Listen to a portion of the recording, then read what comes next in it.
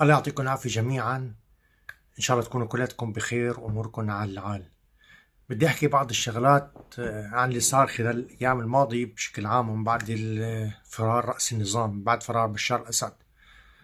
رح أنطلق من مقولة أحمد شوقي أمير الشعراء: إنما الأمم الأخلاق ما بقيت، فإنهم ذهبت أخلاقهم ذهبوا. اللي صار معنا بسوريا خلال سنوات طويلة، خلال السنوات الماضية الطويلة، هي مأساة إنسانية كبيرة. ما هيك ظرف بسيط أو شيء طارئ مرق علينا، بالعكس حصل علينا كتير أشياء صعبة كتير، إجرام وعنف صعب كبير ومؤامرات علينا وعلى ثورتنا وعلى شعبنا، ونحن كلياتنا كنا بحاجة لإسقاط هذا النظام الاستبدادي مشان ننتقل إلى دولة حديثة، لنظام ديمقراطي تعددي الكل يتساوى فيه قدام القانون. كلياتنا كنا نحلم بهاي الدولة الحديثة. ما بدنا نحن كنا عم نحلم بدولة ما يتفرق فيها بين مواطن ومواطن آخر، ما يكون في عندي مواطن درجة أولى ومواطن درجة تاني، الكل متساوي قدام القضاء. الصمود الأسطوري اللي ساواه الشعب السوري قدام هذا النظام المجرم ما نو شيء بسيط ولا نو شيء سهل. هذا الشيء بيأكد إنه نحن عنا قوة، نحن قادرين نمتلك زمام أمورنا، نحن قادرين إذا تعاوننا مع بعضنا نعمل شيء ما صار بالتاريخ، قادرين إذا تعاوننا مع بعضنا نبني وطننا. حكيت بفيديوهات سابقة كيف النظام عمل على موضوع الفساد وكيف نشر الفساد وكيف شر على هذا الفساد، وصرنا نشوف الشخص الفاسد عم يترقى بالمناصب، صرنا نشوف الشخص الآدمي ناس تتمسخر عليه، تقول أجدى، بتقول ما بيعرف يدبر حاله. كان دائما عندنا مصطلحات نستخدمها عسكرية، دبر حالك. يعني كان في تشجيع على الفساد وانك تدبر حالك بشطاره وبفهلويه، يعتبروا انه هذا الفساد شطاره وفهلويه. كان معظم المواطنين السوريين مضطروا يدفعوا رشوه حتى تمشي معاملتهم. كنا نشوف الشخص الفاسد عم يترقى بالمناصب، يوصل لاعلى المناصب.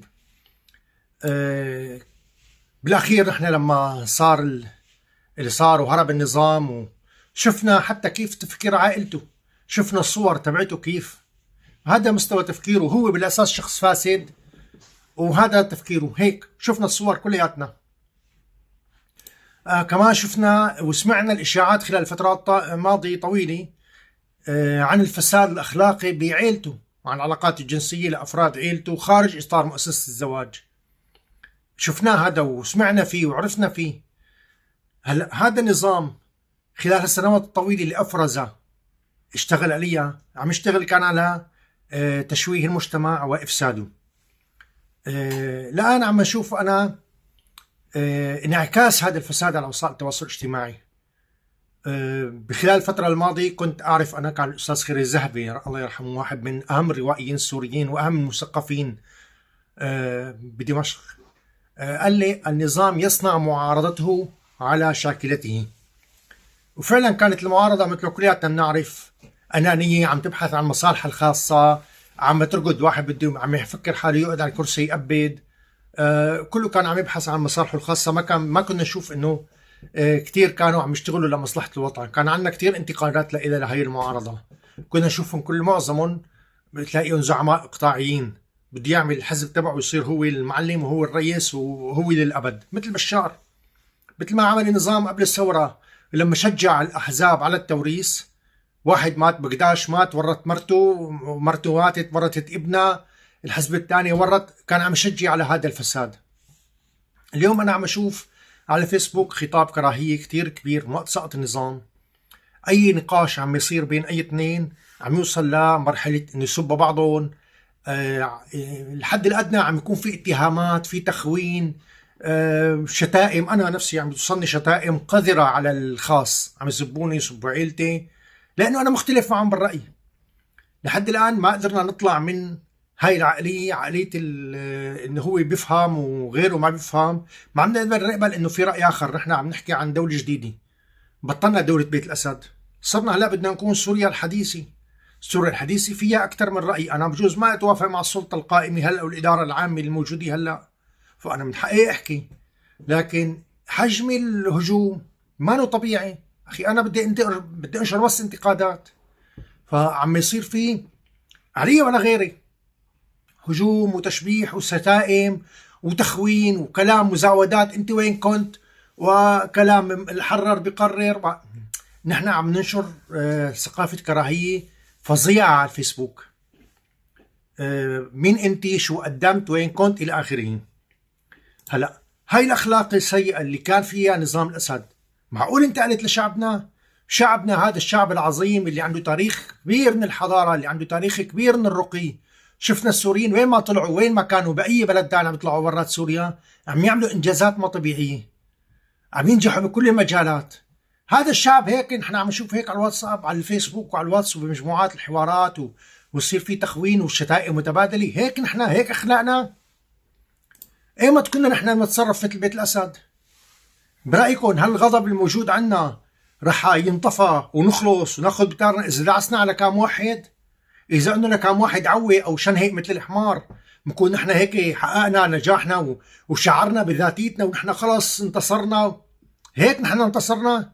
هيك تعتبروا النصر بالنسبة لكم؟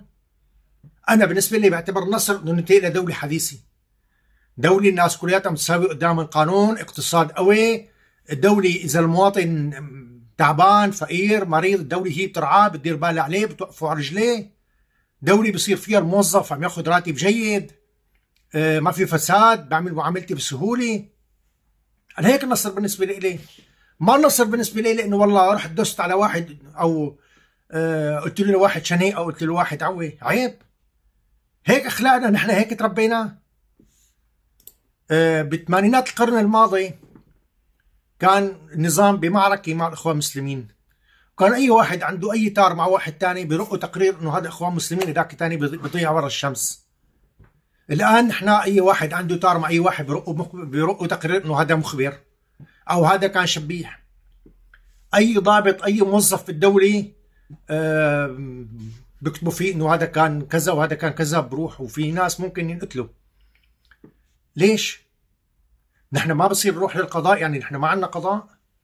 هذا الخلاف المدني اللي عم يصير. أنا عندي خلاف مدني مع واحد أخذ لي بيتي أو أخذ لي دكانتي، أو أنا إلي حق أرض زراعية كبيرة كتير معمر علي حارة كبير، أنا بدي أروح بقوة سلاح اللي العالم ساكنين فيها. أرض صار لها 100 سنة معمرة، وصار لها 60 70 سنة معمرة وساكنين فيها الناس، واحد ورا الثاني باعوا. بيجي هيك بهالبساطة أنا بقوة سلاح بدي أعمل حل مدني، لا حل خلاف مدني، بده قضاء وبده ناس تفهم بهالقصة هاي لتحله. ايمت نحن كنا شعب سوري نعمل هيك؟ التبرير ما بينتهى. هلا انا بقول والله معلش ومعلش بدنا نبرر لهم واخطاء فرديه، بس اللي بلشنا بالتبرير ما راح ينتهى، وهذا التبرير راح ينتقل علينا. هلا نحن عم نعطي للمجرم بشار الاسد التبرير اللي كان عم يعمله ضدنا. هلا انا لما بدي برر لواحد انه يخالف القانون، لما بدي برر لواحد انه يعمل تجاوزات خارج اطار القانون، انا بكون عم ببرر لبشار. بشار قال نحن ارهابيين، نحن طلعنا ضده، نحن بدنا نعمل شيء، بدنا خالفين القانون، وعم يعمل كان تجاوزات ضدنا خارج اطار القانون.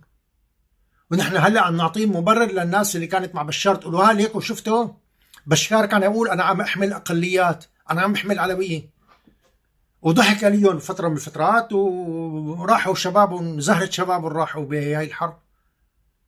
هلا الان الناس عم تقول، وشفنا لما طلعت هاي الاشاعه تبع ماهر نتيجه الخوف ونتيجه القهر من العالم كتير، طلعت وفرحت انه والله في كتير من المؤيدين، انا بعرف، بس مؤيدين كتير من المؤيدين عن خوف. انا ليش لا اعطي لهي الناس فرصه انه تخاف وتستنى بشار يرجع او تحمل علي انا؟ ليش ما انا اقدم لها النموذج اللي انا عم بحلم فيه، الدوله اللي طلعت فيها مشانها بال 2011. بشار كان يقول عنا ارهابيين، ونحن هلا عم نظهر قدام الراي العام الدولي انه احنا ميليشيات فصائل. وقت بروح حدا بيهجم على ضيعه وبيطالع كم واحد، حتى لو كان في اشتباك انا ما القيت القبضه عليهم معيشين، بيروحوا بيتحاكموا بمحكمه، بلقي القبضه عليهم بيتحاكموا بمحكمه، ما بقتلهم بزتهم بالشارع. انا كيف واحد اخذته عايش من بيته بعد شوي بلاقيه ميت بالشارع؟ هذا شغل ميليشيات، هذا ما شغل دولي. الدول اللي عم تراقبنا واللي إلى مصلحة بدها تصير في بلا عننا، هاي الدول اللي عم تراقب وإلى بدها تصير يعني بدها تعمل شيء عنا، تعمل لنا بلا فيه. هيك مبسوطة بهذا الشيء اللي عم يصير. نحن هيك بهالبساطة بنقدم للزراعة لهي الدول انه يلا استمري بالعقوبات علينا، استمري بالحصار علينا. ليش لا نقدم مبررات لهي الدول؟